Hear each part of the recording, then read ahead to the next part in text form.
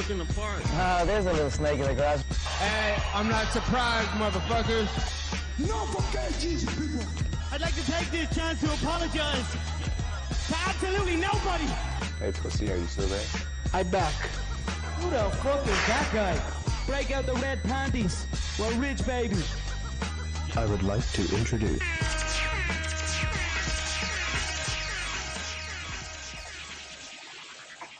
And we're back. The MMAforMoney Show, episode 84. Like the hands on a Rolex watch, we just don't stop. I am your host, Mike Kopeniver, as always, at Don't Cope Just Win on Twitter, joined by producer of the MMAforMoney Show, T. How you doing, T?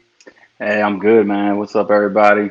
Glad to be here after Easter break and ready to get some fights on this weekend. Got a lot of them. Yeah, well, I'm absolutely stoked, man. Like a crack fiend without weeks of UFC combat, I'm stoked to get my fix. This week alone in MMA, we are truly blessed. We have one FC Wednesday, a Bellator Friday, and things get real on Saturday on UFC when UFC goes down. And for all the real motherfucking golf fans out there, we got the Masters Tournament, one of 4 major golf championships that'll end on Sunday. And those that are not aware of the Masters Championship, it is literally one of the prettiest golf courses to ever be made and to be caught on camera, let alone the winner gets the coveted green jacket. So literally tune on into that, and you won't be missing out. I'll be giving about 4 picks later in the show. So, but first up for MMA in the week, we have Wednesday. We got the ONE FC Championship. I'm only going to be going through the main event and the co-main event. This is the first ever ONE FC Championship on TNT. It's going down at 7 p.m. Pacific Standard Time and 10 Pacific Eastern Standard Time. Super excited for them to finally be on television and not at early in the morning, so early where I could barely watch it. Demetrius Mighty Mouse motherfucking Johnson, that dick slinging cock bringing motherfucker from the UFC, the champion, the only one to basically lose to Cejudo. He's going off to face Adriano Moraes. Demetrius Mighty Mouse is negative 700. And I mean, I try to do a little research for you guys, on Adriano to give you the benefit of the doubt. But as soon as I did, I saw a bunch of unanimous decisions. That's not how you're going to win against my boy, Demetrius Mighty Mouse Johnson. I see why there's a negative 700 price tag. He's going to get his ass whooped, absolutely smashed and schooled by the UFC vet, and show why he's the ONE FC champion and why he's Mighty Mouse and the king. What do you think about that one, T? Man, Mighty Mouse probably just going to run through that guy. I'll watch it. It'll be fun. I haven't seen a fight in a while, but yeah, we'll see how it goes. It should be an easy one for him. Yeah, it should be easy money, but like I said, the line reflects that. So in the co-main event, we have Eddie Alvarez, one of the street kings from the UFC, former vet, negative 240 versus Azure Lapkas, who's plus 190. Who Eddie's a UFC vet, warrior, has plenty of good attributes. I think he should be too much for this kid, but he's got a little bit of chin issues. So at the negative 240 price tag, I would be very hesitant to be laying my money down on something like that. But we just wanted to give you guys a little bonus and get you a couple of the ONE FC fighting championship fights that are going to go on. So I'd like to say hello to everyone that's in the chat. We got Jackie Girl, Jamie Birch. We got the man, Jason Torello himself, MMAforMoney, one of the best sports gambler there is. Go to MMAforMoney.com and get yourself a package, man. I can't brag enough because all he does is win, especially when it comes to NASCAR. The absolute king of it, and when it comes to prime time, NHL playoffs, NFL playoffs, just the NCAA March Madness we just killed. He was so close to being basically the top 1% or less of the world. So shout out to him. I probably aren't even listing his list of accolades well enough, but just like to appreciate all 51 of you live watching right now. So on Wednesday or on Friday, we got the Bellator that's going to kick off at 6 p.m. Pacific Standard Time, 9 p.m. Eastern Standard Time. I'm only going to be going through the main card to spare you guys the pain and agony of what is Bellator right now. But for the Bellator fans and for the fact that they employed my bro, I was going to run through a little bit of them. The main card was a little shuffled from where it was on Tapology and from Bellator's site itself. So the first fight that I saw was Kat Zingano is going to face Olivia Parker. Kat Zingano's 11-4, former UFC veteran, fought many of the best women in the UFC and sport MMA in general. She got a negative 735 price tag versus this girl named Olivia Parker, who's 4-1 with a plus 475. price tag coming on the comeback. We tried to give the benefit of the doubt of Olivia Parker, do a little investigation, and I can't find a reason why you would give her any benefit of the doubt. I mean, she's 4-1. Like I said, her last 3 wins. The last win she has, her last fight, she lost by rear naked choke, which isn't a good sign when you're facing someone like Kat Zingano, very good ground game and a former vet. Then before the loss, she had 3 wins. The girl she beat was 2-6. 2-6. Get the fuck out of here. You suck. No way. The girl before that, Jamie Driver, 1-3. You got to be joking me. The one before that, the girl was 0-0.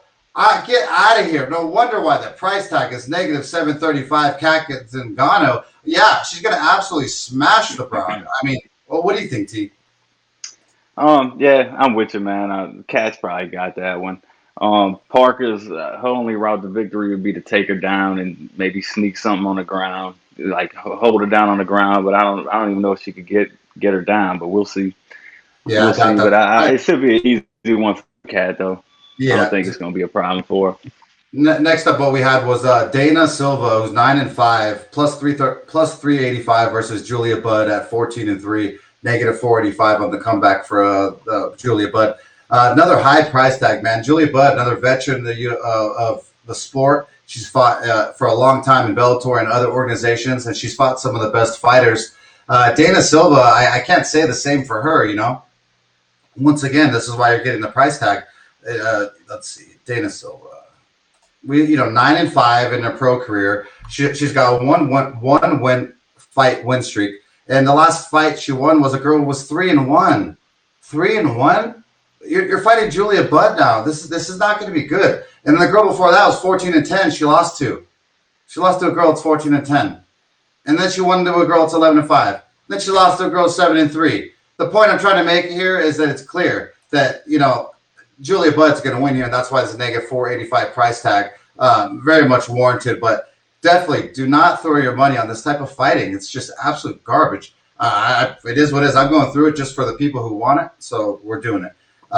Next up on the card, we got Adam Borax. He's 16-1.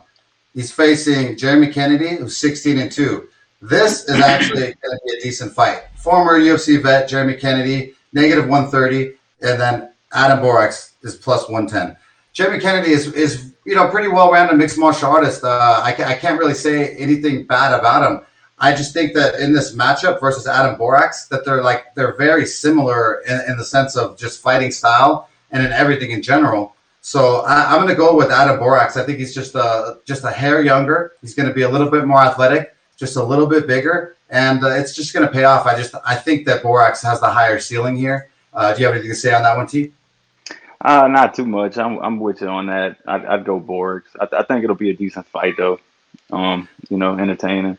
Nice. But I just want to say hello to Johnny B. Good in the chat. Appreciate you here. Mel B. from Australia. Always nice to see you here, love. We got Lucia Ibar over here from the Haps team. Always nice to have you here. We can't, thank you guys all enough for supporting the team and all 73 of you live that are here watching. We wouldn't be the MMAforMoney show without you guys. So, like I said, with that one said, both T and I are rolling on Borax on that one. Next up, we have Liz Carmouche, who's a former UFC veteran, 14-7 at negative 170, versus Vanessa Porto's 22-8 at a plus 150. This is a very baited line. It makes you feel like, the UFC, all the other ones make you so sure of the veteran is just going to smash their opponent. So you walk up to this one and you automatically feel that, Liz Carmouche is just going to, roll here. But I don't think so. I think that Liz Carmouche is old. I think that she's just had her day. I think that her takedown game is not there. Her jiu-jitsu game is. She's a brown belt, if not a black belt in jiu-jitsu by now. And, that's great and all, but, you got to get the fight to the ground. And Vanessa Porto is a mean-looking chick. I mean, it's not going to be an easy fight for her. She took punches from Amanda Nunes and took them gladly. Amanda Nunes basically pinned her up against the cage and to get things to the ground and whatnot. So I think Vanessa Porto for the plus 150 price tag, I think that's a good dog money. I would lay on Vanessa Porto to win this fight versus Liz Carmouche via the just a decision, or she could actually keep it standing and damage Liz Carmouche's face. What do you think, T? I'm with you again. I didn't scout this one too much, but I'd probably go Porto with the dog money. No worries. I wouldn't want to lay 170, minus 170 on Carmouche. Yeah, I wouldn't either. Fight that's probably gonna be close, What's sad, folks, is that's the co-main event for the evening. So don't yell at me, yell at Scott Coker, because I don't know what he's doing. Too much coke or not enough hers? I don't know. So the main event of the evening, finally, there's a little bit of the fun. There's something here. You got Ryan Bader, 27-6, negative 310 price tag versus Lyoto, the Dragon Machida, 26-10, plus 255. This is like. I Bader all day here. I really don't know why we're doing this again. Ryan Bader's bigger, stronger, younger. Younger by 5 years. Is a 1 inch taller, about the same reach. I just think that this is just set up for Ryan Bader to win quite easily. What do you say, T? I'm right with you, man. I don't think Machida's got too much of a chin left either. I think Bader's just going to clean him up at some point in the fight. I don't think it's going to go too well for Machida. Yeah, I just think that it's a bad matchup. Machida's too old. This is one of those sad fights that we call here on the MMA for Money podcast. So this will be the sad fight of the night for the Bellator event. So either way, that's their main event of the evening. We're rolling with Darth Bader, and that will be how that goes. But like I said, do not throw a lot of your money on that Bellator event. Probably the only dog that I liked was Vanessa Porto, and that's throwing your money on women's MMA. And if you talk to Lance Fishel on Twitter, you would be throwing your money away. So shout out to him as always, and shout out to him for the Masters picks as always. He's a great golf bettor, and I love golf as well. So him and I kind of collab. I take his picks, and then I usually end up having a couple people in mind, and then usually he wins like MMAforMoney does on NASCAR, just dominating. So I want to say shout out to Pops Dukes, MMAforMoney's Pops in the house, Marble Man himself, the MMAforMoney king, the legacy of the throne. So shout out to him for being in the chat. And we got the 88 people here live, so I appreciate all you guys being here with us to talk about these fights. So let's see. Now that we got done with basically the other stuff, now we're going to get into the real deal, Holyfield. The UFC on Saturday, it will be at, let's see, I believe it's 4 p.m. Eastern Standard Time is when the prelims start, and 7 p.m. Pacific Standard, or 7 p.m. Pacific Standard Time, 10 p.m. Eastern Standard Time. That's a lot of fights, too. A lot of fights. It is a lot of fights. It's going to be really, really good, man. First up on the card, we have Imba Kasanganov, 8-1, negative 300 versus Sasha Palaknev, who's plus 250. Sorry if I butchered your last name, Sasha, but it is what it is. Imba, this is his first fight back after the devastating KO loss, spinning back kick to Joaquin Buckley, that went viral and was all over the internet. So, this is weird. Impa's actually going down in weight for the first time, so he's, I think, finally hoping to have the size advantage. But I don't see how he's going to have the size advantage versus Sasha, who's going to be just a hair bigger than him. I think that Sasha has, the one thing that Sasha lacks, he's a striker. Both these guys are strikers. Let's get that started. They both are going to want to strike, and I just think that Sasha lacks volume. He lacks the urgency needed that I need in a fighter that wants to put it together for a win.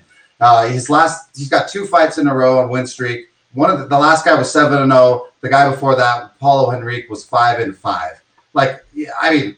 That's garbage. Those are his wins. His last loss was Manu Lazez, who's decent, who's 7-1. And so that shows you once he fights decent caliber person, he gets beat up. So the Impa's negative 300 price tag is, I see why it's happening. I think that the power in the pocket lies to Impa, but Sasha has a way to win this fight if he can let off the volume that I see that he can, but he's never done it. I just don't see he's that type of fighter. And so I'm going to lean the Impa in this one. Obviously, real Mike, it's negative 300. But yeah, Impa's going to win this fight. What do you say, T?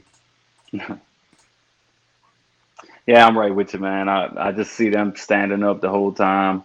I think Impa's, a little bit stronger, a little bit faster. So but he's not really aggressive going for KOs, that type of stuff. So I think it'll turn out being a stand-up matchup, and Impa will probably get it by decision. So if I bet that, that's probably where I'm gonna go with it. Impa by decision. Yeah, so either way, at negative 300, it's kind of rough to lay on someone who just got virally knocked out and not long ago. So, I would never, ever, ever lay money down on the money line for Impa there. Possibly, maybe the fight doesn't go the distance. One of these guys, or the under, or if you like one of these guys by knockout, TKO, that could possibly be a good pick. So, next up on the card, we have Da Eung Jung versus William Knight. Da Eung Jung is 13-2, coming out of Korea. Shout out to all the Korean barbecue fans out there. I'm a huge fan, so go get yourself some bulgogi because it's my favorite. Fighting William Knight, who's 9-1. William Knight was supposed to be fighting Alonso. He was supposed to fight Alonso Menefield, but then he got COVID, and so that fight was canceled. He really hasn't been that active, but he has a lot of power in the pocket. Da Eung Jung, he had a draw versus Sam Alvey last time they fought, and I feel like he leaves his chin out and he walks into the pocket with it just wide open. And someone like William Knight he'll literally damage you if you leave yourself wide open like that. So at the plus 100, I like William Knight here to finish on Jung. This was T's pick straight out. He likes inside the distance or KO by Knight. He thinks it's way too much power for Jung inside the pocket. So the TKO KO proper inside the distance, that's what my boy T here likes. So go get that if you like it, or the money line, like I said, at plus 100 is worth hitting too. So I just really think that Da Eung Jung just puts himself open for damage, and William Knight is the type of dude that wants to give that damage. Yeah, he'll take advantage of it, I think, at some point in the fight. Yeah. Take care of him.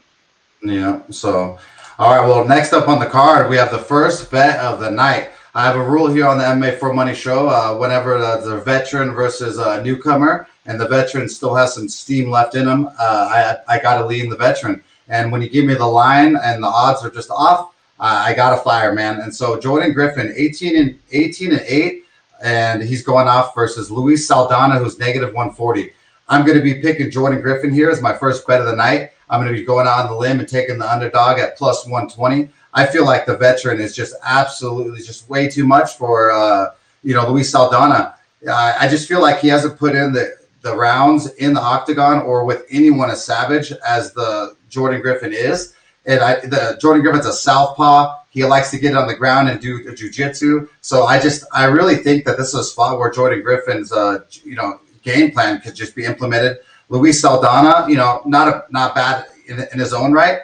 But I just feel like his striking is good, and he has decent jitsu. But his last 4 wins, last 2 wins, they're all right. Vince Murdoch's 12-3. Carl Witzlock was 10-4. Right, then it gets real suspect of the 2 of the 4 wins. All right, the third to last win was a guy named Romero Hernandez, who's 20-10.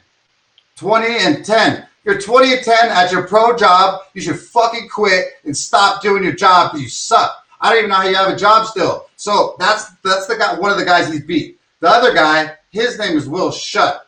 23-5-1. These guys suck. 2 of his 4 wins are padded. They're suspect. There's absolutely no way that I could go with the rookie here. So I think it's an absolute gift here. So we're doing 1 unit on Jordan Griffin at the plus 120 to win 1.2 units. What do you think about this one, T? I'm right with you, man. Let's cash this for everybody. Get the show started right Saturday, man. I'm with you. Yeah, so I want to shout out to a sponsor active in the chat, Ryan Richardson, at Kick Your Bass on Twitter, on Haps, everywhere around, professional fisherman and a badass extraordinaire. I can't thank you enough for sponsoring the show, as well as my boys over at OC Farm, OCPHARM. Their 1,000 milligram CBD is something I take 100 milligrams a day, so 10,000 milligram bottles or 3,000 milligram bottles a month.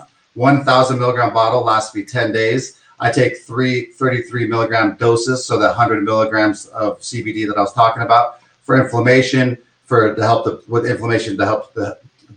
the pain levels down, for anxiety, for many things. CBD is super beneficial. So shout out to the sponsors, OC Farm. Also, shout out to my boys at Melon Hats, Melon Brand Hats, MELIN Brand Hats. Some of the best luxury line hats you'll ever see. My boy Brian McDonald, he invented the company. He had an idea when he was in high school that he would have a luxury line of hats one day. And sure as shit, man, he worked, and finally got it. They sponsor Michael Chandler, Phil Mickelson, a golfer who's won the Masters multiple times and a huge star. So shout out to a couple of the sponsors while I get the chance. So next up on the card, we have Hunter Azure, plus 125, fighting Jack Shore, who's negative 145. Jack Shore is 13-0. Hunter Azure is 9-1. This is going to be a very, very good fight, man. Jack Shore's wrestling, the way he enters the wrestling for a single leg or double leg, the way he turns and dumps, it really, as a wrestler, a former wrestler and jiu-jitsu guy, I absolutely love the way he takes someone down and enters and changes levels. He's fighting a guy, though, super well-rounded himself. Hunter Azure, he's going to be super strong. He's going to be strong. He's going to be I think a hair shorter. And I just think that Jack Shore with a 2-inch reach advantage, the Jack Shore with a 2-inch reach advantage could get off on the feet. The only thing I worry about is that Azure has a better set of training partners here in the United States. Jack Shore, because of COVID, is kind of limited in his partner selection over there. So I favor Jack Shore greatly. I almost made it a bet, but because he doesn't have the rolling partners and everyone behind him right now active, it was kind of hard for me to fire on him. So I'm going to lean Jack Shore here, but don't get it twisted. Hunter Azure could grind out a 3-round decision, most likely the way that he'll do it if you see him win. So if you do like Hunter Azure, that decision prop might be something that you like. What do you think about that one, T?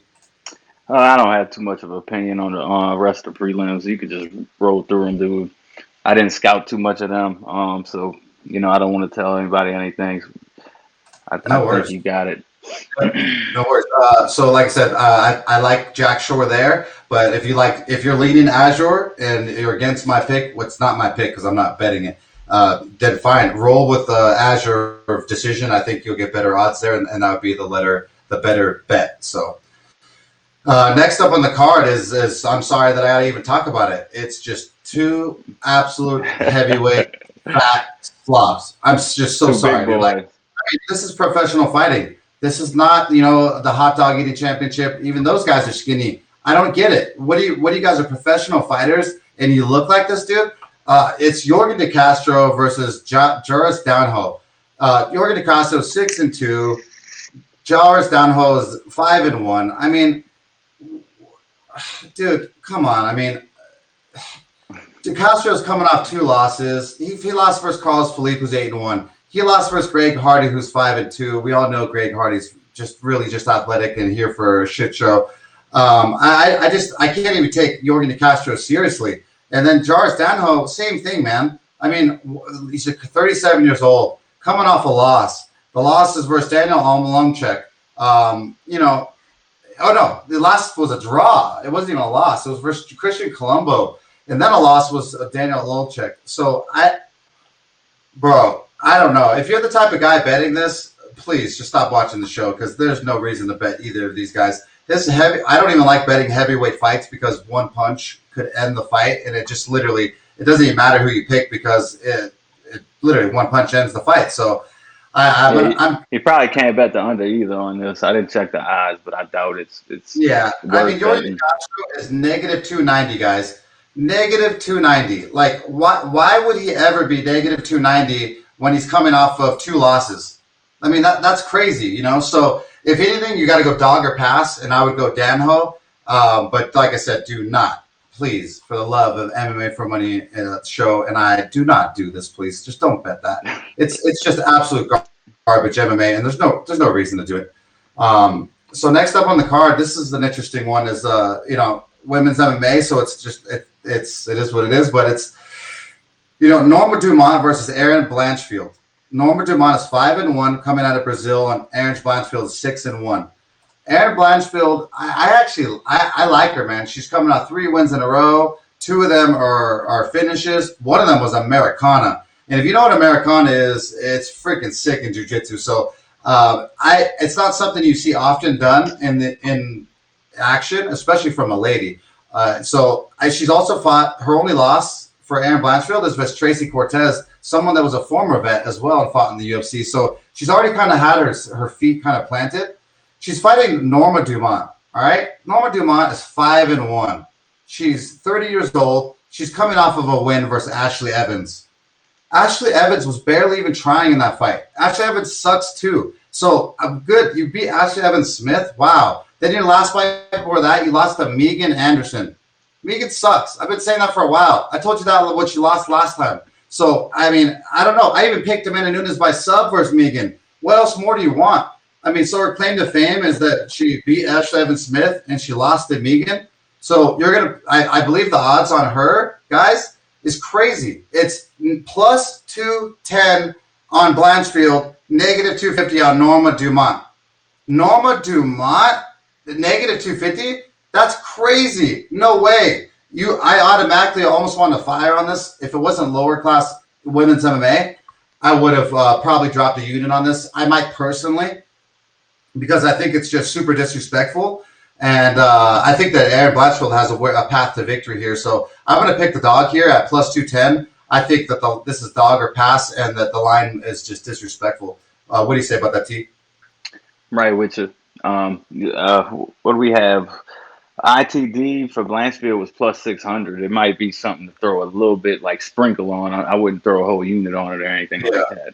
It might be a fun little flick, but Blanchfield, I think they could get it done, and the money line alone is worth the flick. So, but next up on the card, we have Matias Gamra, who's negative 230, versus Scott Hot Sauce Holtzman, plus 190. This is going to be a good fight. I mean, Scott Holtzman is a veteran in the UFC. Normally, I would back the veteran in this type of a matchup, but I just don't think that Scott Holtzman is just that level anymore. He hasn't really been showing me anything extra in what he's done. He's coming off a loss versus Beneil Dariush, who absolutely spinning back fist him to hell. He's still probably thinking about that freaking other dimension he got knocked back into.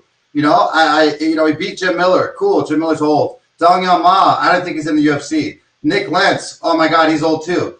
He lost to him. So, dude, Matias Gamra, yeah, I think that he's definitely going to win this fight. 17-1, 30 years old. Got a sick nickname called the Gamer. If anyone, shout out to all the gamers out there that play video games. He's from Poland. Super dedicated to his game. I heard he's one of the best partners there is at American Top Team. So shout out to him. American Top Team is one of my favorite camps there is with Mike Brown and the likes over there. Dustin Poirier, George Gabriel Masvidal, many great stars over there that can help him mold his game. So I see why Matias the line is negative 230. I'm going to pick Gamrot. I think he is the right side here. But Scott Holtzman could win this fight. I just think it's past him, and he's going to probably – he could get finished even, but I think Gamrot rolls in a decision. You got anything to say there, T? Nah, not too much, man. I go with you on that one. Final one on the prelim is Jim Miller, veteran of the UFC, plus 195 versus Joe Solecki, negative 235. Man, Joe Solecki is a specimen, a young prospect himself. Super slick at jiu-jitsu. I think that this is a really, really bad matchup for Jim Miller. Jim Miller is just his body's failing him. He's getting old. Joe Solecki is 10-2, coming on a 5-fight win streak. Coming off a rear naked choke versus Austin Hubbard in the first round where he looked super impressive. But don't get me wrong, that's not Jim Miller. He's not going to be able to just grab someone like Jim Miller and just get him in a rear naked choke like he did Austin Hubbard. But I really, really do like the kid, Joe Solecki. I think that he's just a stud. 5'9", 70 and a half inch reach, versus Jim Miller, who's 37 years old, coming off a loss, 5'8", 71 inch reach. So I'm going to pick Joe Solecki. I usually do pick the veteran versus the newer guy, but Joe Solecki's jiu-jitsu is I think he's better than Miller at jiu-jitsu, and that's kind of Miller's claim to fame. So I'm going to pick Joe Solecki, the favorite here to win this fight versus the veteran Jim Miller. Yep. So, all right, guys. Well, with that said, that is the end of the prelims. Just want to thank the 126 of you viewing live. Shout out to Vince Guzman over there in Alhambra. Appreciate you tuning in live as always. Appreciate the awards that you guys have given us here. We appreciate each and every one of them that help the MMA for Money show keep on ticking.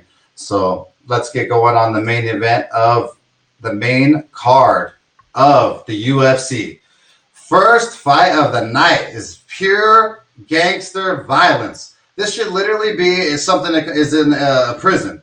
Daniel Rodriguez, negative 180 versus Mike Platinum Perry, plus 158 at the time of writing this. Man, dude, if you guys want to see chaos, if you want to see someone die today, if you want to see some gangster shit, both these dudes better live up to the hype, because I'm believing that both of them are going to walk in there and absolutely devastate each other. Daniel Rodriguez wants to strike. Mike Perry wants to strike. So we got a fucking date here, baby. These two motherfuckers tatted up, loped out. Now I want to see someone be about it. You guys got y'all talk. Y'all, let's be about walk. I want to see one of you guys lay a motherfucker on the canvas and end one's night, end one's career. I don't care about neither of these dudes, especially little baby Mike Perry. I call him Baby War Machine, because he's soon to be next to War Machine in a prison near you. And mark my words, if he keeps up his actions, I know he just had a baby. I know it changes your life. It did me, but Mike has yet to prove that to me. He definitely switched camps. He started taking it seriously. Mike Perry is a monster in the pocket. Daniel Rodriguez, he's a little bit longer. He could keep Mike Perry at bay if he uses his kicks. But Daniel Rodriguez he just disappointed me last time out. He failed to unload the volume needed to even get to win the fight versus Nicholas Dalby. I bet on Daniel Rodriguez in this fight because I really thought that Rodriguez was about that gangster life. I thought if you put them in an alley, that Daniel Rodriguez would absolutely kill the man. And he just pissed me off, dude. And he didn't unload the volume that he needed to win a decision. So he lost the unanimous decision to Dalby in his last fight. So, it is what it is, but he's going up against Mike Platinum Perry. If you fail to unload volume against Mike Perry, if you fail to be the hammer versus Mike Perry, you're going to get absolutely fucked up. Mike Perry is going to absolutely land one on you. So I'm going to be going with the underdog here. I almost picked this one too, but I just don't trust Mike Perry's mental state. And I have to, as a pro fighter, I want you mentally sound. I don't trust Baby War Machine. But I will pick him as the plus 158 underdog. I think he lands in the pocket and lands some vicious, either an elbow or a punch to Daniel Rodriguez, who fails to unload the volume. But don't get me wrong, Daniel Rodriguez has the length. He could keep him at bay and win. But I just don't think he's smart enough, man. I think these two are both not smart. I want to see someone literally on the canvas. What do you say about this one, Mike or T? I'm gonna lay off of this one. I'm not gonna bet it, but I'm definitely excited to see them fight because I think they're gonna throw down, like you said, man. It should be some fireworks to start the main card, and we'll go into the fight after that. Who was that? Dern, Mackenzie, Dern, and Nina after that. But this fight should be nice, so I'm excited to watch it. Yeah, this is a very, very good card. Even though everyone doesn't know all the names on it, there's a lot of good matchups that are just going to be a lot of fun, a lot worth watching between the mixed martial arts that goes on with mixed martial arts, between the wrestling and jiu-jitsu scrambles, between the striking that you see from different people. There's some fun matchups here. A lot of them, their price tag really weird. I liked a lot of like 230-ish favorites, and that doesn't cut it a lot of the time. So it is what it is. But next up on the card, we have Mackenzie Dern versus Nina Asarnoff. Nina is negative 120. Dern is plus 100 at the time of writing this. Nina is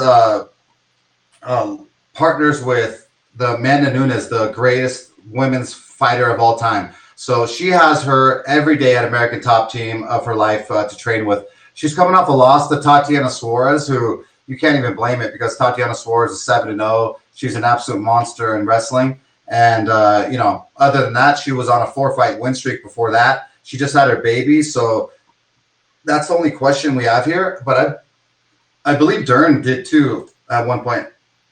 But ever since Dern switched to Jason Perillo, her boxing has gotten a little bit sharper. Her jiu-jitsu is her claim to fame, though. She's supposed to be this wizard on the ground. I mean, don't get me wrong, she is in jiu-jitsu competitions, but her wrestling sucks.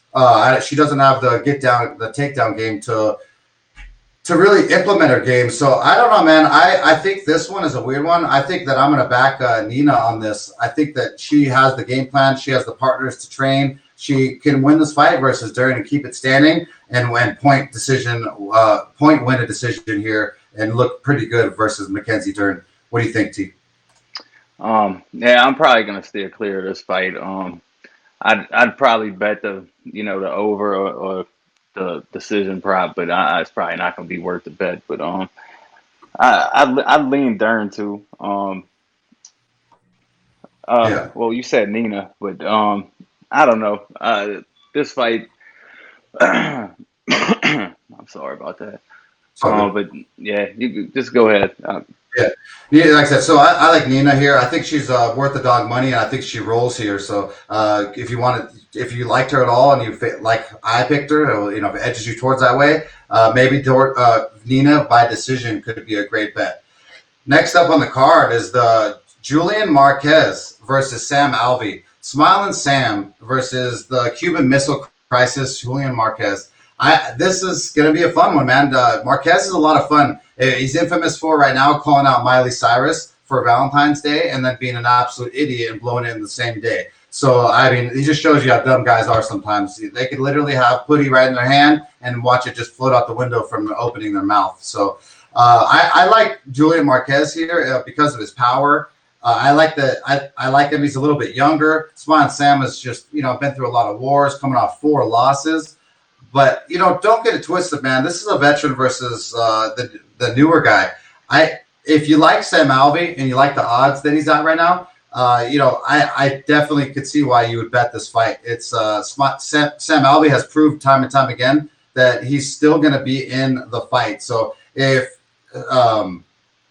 Marquez does what he does versus our boy Maki Patolo last time and fucks around for the first 2 rounds, he's really going to be in for a rude awakening versus a guy like Sam Alvey, because the round 3 submission is not going to be there versus Alvey like it was versus Maki Patolo, because that was a Hail Mary round 3 attempt. He was losing round 1 and 2. Maki Patolo literally just needed to cruise the whole round and not get subbed or knocked out, and he would have won that fight. But it's MMA, and Marquez pulled off the submission and won that fight. So, if you like the dog, if you like dog money, Sam Alvey is worth the plus 160 to throw it on. Next up on the card, we have one of the Docklings, Kyle Dawkins, plus 105 versus Alas Kizrov. Man, I butchered that. Sorry. Either way, these Russian last names are rough. Negative 125. Dude, this dude, I liked every fucking thing I saw about this Russian dude. AK, we'll call him. AK's ground game, the way he threw punches when he when he was on top of you, he was like a little Tasmanian devil. But the key word, little. He's small, bro. Kyle Dawkins is going to be way bigger. I'm very worried about that. I don't know how that's going to transist on the ground and on the feet. So that negative 125 Kizrev, I think it's scary, bro. Another 1-1 I almost wanted to pick because of the close line. Thought I could edge it towards the Russian, but I don't know, man. I don't see enough holes in Dawkins' game to be like, yeah, for sure this is one of the bets that I want to slam. So I'm going to be going the Russian because I liked what I saw in the ground game and the ground and pound. But don't get it twisted. Kyle Dawkins is a little stud here, and he could win this fight. What do you think about this one, T? What's your opinion on Kyle's chin? He's got a chin? You think he could take some shots? Or? 1 second. Let me pull this up. Because, I mean, the Russian, he definitely take some shots. He's only lost 1 time. The 1 time he lost, he went to decision versus Brendan Allen, who's pretty heavy-handed. And Brendan Allen, I was actually high on. So, I mean, he's lost 1 time by knockout when he was young, in his amateur career.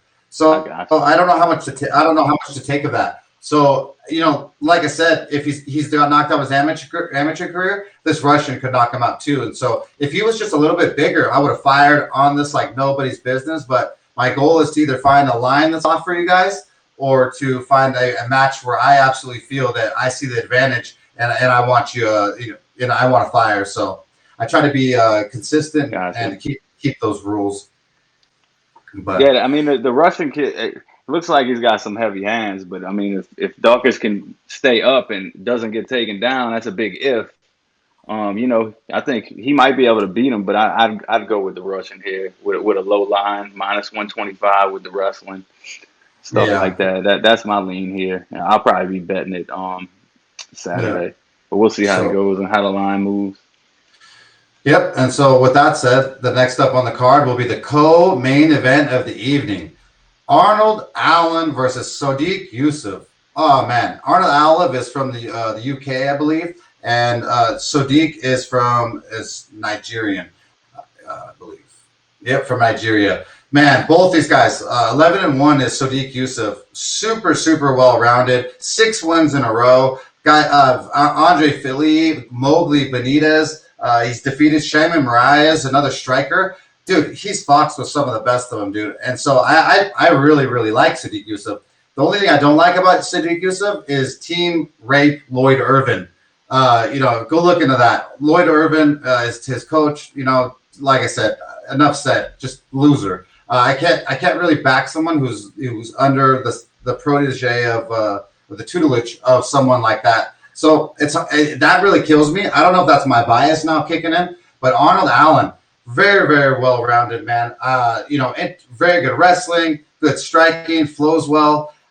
This is literally going to come out to who wants it more, who has the more heart. It's so hard for me to pick on this one.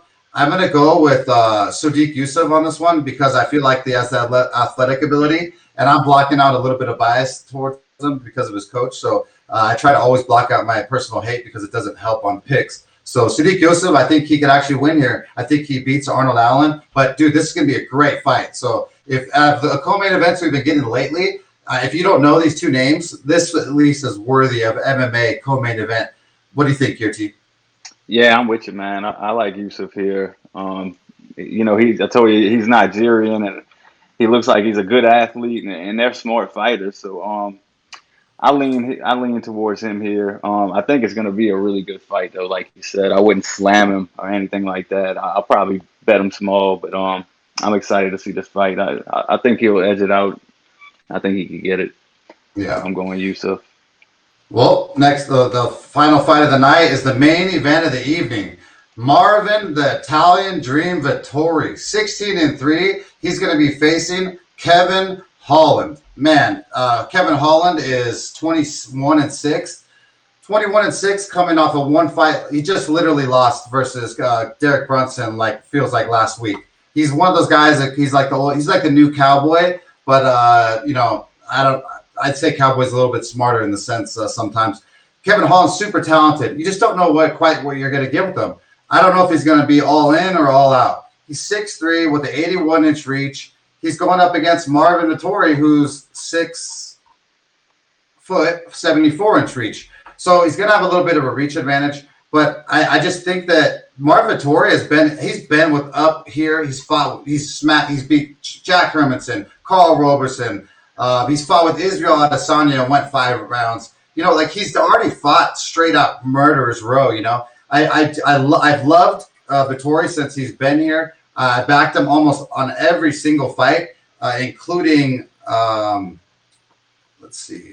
against where he lost against third-degree black belt Antonio Carlos Jr., which I really thought that Vettori could pull it off. But you got to take those L's in your career as you come in the UFC. That was his first loss in the UFC, his second fight ever. So after that, he's just literally ran off win streaks. He's on a 4-fight win streak, like I said. His jiu-jitsu game, he comes out of King's MMA, so his striking is sick. He's just a really, really mean dude, man. He wants to fucking fight. He's literally not. Kevin Holland is not going to get in his head. Kevin Holland is not going to say anything other than piss Marvin Vettori off. Marvin Vettori is that dude who wants to fuck you up, dude. So this is going to be my final bet of the card. I'm not going to be laying down the money line on -320. Why? Because Kevin Holland is good enough to just randomly do a KO like you have seen him do. I don't expect him to do that, but I'm going to be doing Vettori inside the distance. I think he's better, superior all over the place. He's at +125 inside the distance. I think that you're getting the superior fighter for 5 rounds, coming off the guy who just literally got schooled by Derek Brunson and looked halfway there. I just don't think this is an even worse matchup than that Brunson was. Marvin Vettori is an absolute stud. So I'm laying down the 1 unit to win 1.25 units on Marvin Vettori, the Italian Dream, to absolutely snatch the soul of Kevin Holland. What do you say, T? Yeah, I'm with you here. I like the ITD. You're getting Vettori plus 125, so I think that's safe. I don't like the minus 320. Like I told you yesterday, I feel like Holland's got a lot of talent. You just don't know if he's going to bring it or what mindset he's going to bring. Coming off a loss too, so I still like Vettori. He's way tougher. He's way more disciplined, So I'd go Vettori, but I'd definitely hit the ITD and stay away from laying at minus 320 on him just in case. No worries. Like I said, this will be my third bet of the night and the final one. Marvin Vettori inside the distance. I think he's going to cash it. So we'll be flicking 1 unit on the Italian Dream to absolutely just smash Kevin Holland and teach him about the upper echelon of the UFC and show him that you can't be a half in, half out. Skip to my Lou. I like us to shout out to TJ the Prodigy, who runs his own show, a big, huge wrestling fan and does MMA show himself. So shout out to TJ in the house. Appreciate the award that you kicked. Appreciate all 197 of you that have tuned into us live. We just finished the main event of the evening, and now I will give you my DraftKings lineup. This DraftKings lineup, you could change it out either way you want it. Some of the salaries were a little weird this week. There were a lot of heavies, it felt like. But the lineup for the MMA4Money show that's in on the $4 matchup, the $4 game, is Marvin Vettori at 9,600, William Knight at 7,800, Bahom Diaz at 8,900, Perry at 7,400. Bro, you know what, dude? Holy moly. Scratch that. Did we never somehow I skipped that, right, bro? What's that? Dude, I skipped freaking one of these dudes. Bro, before I fucking ever finish this UFC, I'm so crazy. I only gave out 2 bets. The third bet that I forgot to give out back on the card was Ignacio Bahom Diaz, 11-3 versus John McDessie, 17-7. John McDessie is coming out of Canada. He's old, washed up, man. I don't see anything in him. He's had his jaw broken in fights before. Ignacio is got some sick front kicks, bro. He's gonna have a 7.5-inch reach advantage, 7 inches taller. He's coming out at 185 on the money line. I think that he's absolutely gonna smash John McDessie. I'm sorry I have to go back and redo this one, but I got some highlights of him. Yeah, I was actually gonna remind you. I thought you were kind of pushing him to the end of the prelims to get the pick out, and then I forgot. So that's my fault. It is what it is. Ignacio, like I said, is an absolute savage. 7.5-inch reach advantage, 7 inches taller. I think he's going to be able to just keep John McDessie at bay. The money line I'm writing this was negative 185, so I'm going to be putting down the 1.85 units on Ignacio to absolutely school the old Canadian veteran. I think he breaks his jaw. I think he puts him out again. I think he ends his whole career and he goes into retirement. I really, really believe that. I almost max bet this, but I don't want to get out of hand. So that will be the third bet of the night. So sorry about that. It'll be Jordan Griffin with you on this one. Yeah, it'll be Jordan Griffin be my first bet at plus 120, 1 unit. There'll be Ignacio to win 1 unit, 1.85 units. Then finish it off with Vettori inside the distance, 1 unit at plus 125 units. Sorry, I had to go back on that, folks, but I almost missed my boy Ignacio. And Ignacio is an absolutely great bet. If you want to bet anything this weekend, I really believe he smashes McDessie. He smashes him into the ground like old school Pride ways. Like I wish they opened soccer kicks and front kicks so he could just break him into pieces and he could have teeth all over the floor. That's what I want to see with McDonough and McDessie. That's why I went back, because I forgot to talk shit. I needed to talk shit about McDessie and his weak chin. He's so soft. He's small. He's a runt. He's going to get absolutely smashed, dude. 7.5-inch reach advantage. That's not even the leg advantage. That's it. That's from the arms. You just wait to see the leg advantage, bro. Going to kick him in his bitch-ass chin. So let me finalize the DraftKings lineup since I had to go on a tangent real fast. The DraftKings lineup, sorry about that. Let me start over. Will be Marvin Vettori, 9,600. William Knight, 7,800. Ignacio Bahom Diaz, 8,900. Perry, 7,400. Blanchfield, 6,900. Solecki, 9,100. And that leaves you $300 to play with if you don't like one of mine and you want to swap them out. But that's the lineup for the MMA4Money show, and I thought it had the best value for those guys to score us points. Do what you will with it, my friends. So now we did our MMA. And now we're going to have a special edition, the first ever Masters edition on the MMA4Money show. because I'm a golf fan. I have since I've been playing golf since I was 7. I've been a fan since Tiger Woods won the 1996 Las Vegas Invitational. I've been whooping my friends' ass and these businessmen and my uncles, taking all their money over here on the West Coast ever since on the golf course, because it's all about chipping and putting, baby. And so we're going to go over the Masters, and it's this weekend, baby. The 2021 Masters, baby. Justin Thomas is going to be my first bet at plus 1,000. He finished 12th in the 2019 Masters. That's the best he's ever finished. He'll be my first bet. I put 0.2 units on him. I got Rory McIlroy. I got 0.2 units on him as well at plus 1,300. Rory McIlroy, if you don't know him, is an absolute stud over in Ireland. He's pretty much the Conor McGregor of golf over there lately. He's won every single major except for the Masters, baby. He needs this green jacket. So I'm betting on my boy, Rory McIlroy, plus 1,300, flicking down the 0.2 units for him to win it. He's only finished 4th ever. And, you know, like I said, he's won all 3 of the 4 majors. So this is, it's almost time, baby. So he's one of the 2. The third of my bets will be Brooks Koepka, plus 2,300. He finished 2nd, tied in 2019. He's one of 2 of the 4 majors. He's only missing the British Open and the Masters green jacket. Brooks Koepka, ladies, please go look at him. He's a beautiful specimen, absolutely sexy. And in golf, they dress like gentlemen. So if you do yourself a favor, go look at Brooks Koepka. He's a beautiful, beautiful man, dude. Not only that, his swing, his talents. The Masters is the type of golf course that rewards people who failed and came this close, and then they come back and they have to grind to get back there. So I really believe Brooks Koepka, this is his time, baby. Plus 2,300.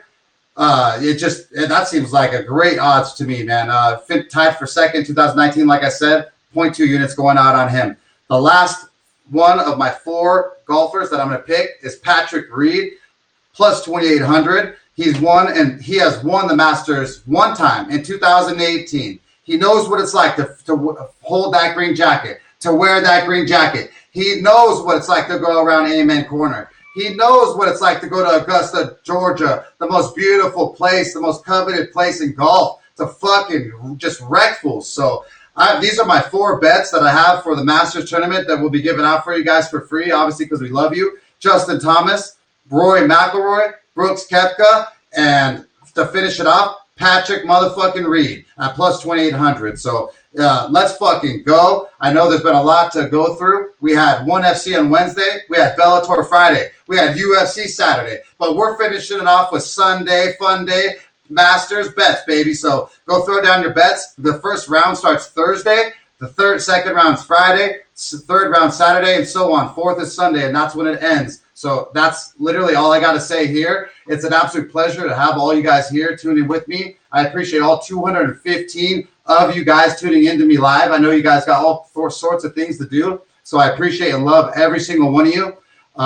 With that said, shout out to every single one of my Haps friends. Shout out to Haps in general. David Newman, Peter Bittner, Pablo De La Hoya, Lucia, just so many of the people who's helped the show over here. Don't forget to subscribe to us on the platform of choice: Apple Podcasts, Spotify, Google Podcasts, Overcast, Pocket Cast, RSS feed, and Haps. And don't forget to subscribe to us on YouTube for both full length and short clips. And with that, let's roll.